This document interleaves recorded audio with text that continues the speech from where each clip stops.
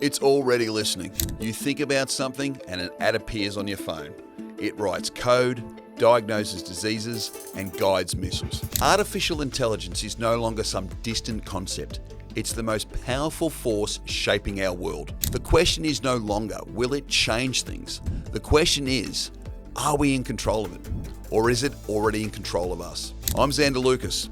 In my former life in the military and law enforcement, and now as an author, I've focused on how disruptive technology changes the game. In my book, FRONTLINE EARTH, The Last Alliance, I addressed the strategic threat of AI directly. This channel exists to give you a clear-eyed view of these forces, so you understand what's truly at stake. If you want to stay ahead of the curve on the biggest shifts of our lifetime, subscribe and turn on those notifications. In my book, I talk a lot about AI, not just the kind that makes your phone smarter, but the kind that runs entire defense systems, predicts human behavior, and decides whether who lives and who dies, all before a human finger has even touched a keyboard. It's not science fiction. It's not centuries away. It's the next page of where our world is heading. And before we get to killer drones or sentinel machines, let's talk about something a bit closer to home. AI isn't just the kind that helps you type faster. It's not the kind that shows you ads on your feed for something you were just talking about with a mate over coffee. No searches, no clicks, just a thought. And there it is, on your screen. Mate, I've seen ads for things I've never said out loud, never typed into Google. And suddenly, they show up, on my phone or my tablet. Are they in my head already? And if that sounds like a conspiracy theory, here's what Bob Work, the former US Deputy Secretary of Defense, said just a few short years ago. The nation that masters AI will gain a decisive advantage on the battlefield. He wasn't talking about the year 2100. He was talking about now. Let's look at a few true stories that sound like a movie script. A few years ago, engineers at Facebook built two AIs. They tasked them with negotiating. But soon the bots started talking in a strange, broken English, phrases no one could make sense of. They had created their own shorthand, a private language. It wasn't malicious, but it was beyond our understanding. Facebook shut down the experiment.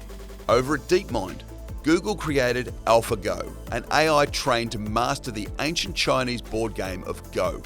In 2016, it made move 37 against world champion Lee Sedol. Commenters thought it was an error, until it wasn't. It changed the game entirely. Grandmasters gasped. Some even said it showed intuition. That was the moment many realised. We were no longer watching code. We were watching creativity emerge from silicon. Then there was Tay, Microsoft's cheerful AI chatbot, meant to simulate a fun-loving teenage girl.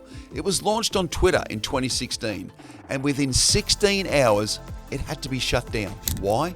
Because trolls taught it to mimic the ugliest parts of the internet. Racism, misogyny, conspiracy theories. It learned too well from us. AI is no longer just a tool. It's creeping into the realm of decision maker. It's reading MRI scans better than doctors, guiding missiles more precisely than pilots, writing code, drawing art, generating realistic faces that don't exist. It curates what we see, filters who gets hired, even nudges elections through invisible algorithmic influence. And here's the kicker. Most people don't even realise it's happening. Now, before we all panic, no, this isn't the Terminator. Not yet. But let's be real. We're a lot closer to Skynet than most people are comfortable admitting. Machines don't need to launch nukes to take control. They just need to shape enough decisions at enough scale, fast enough that humans can't keep up. By then, we're not in charge. We're just along for the ride. So I'll ask again, are we leading this revolution, or are we sleepwalking through it? Are we building something to serve us, or something we'll serve?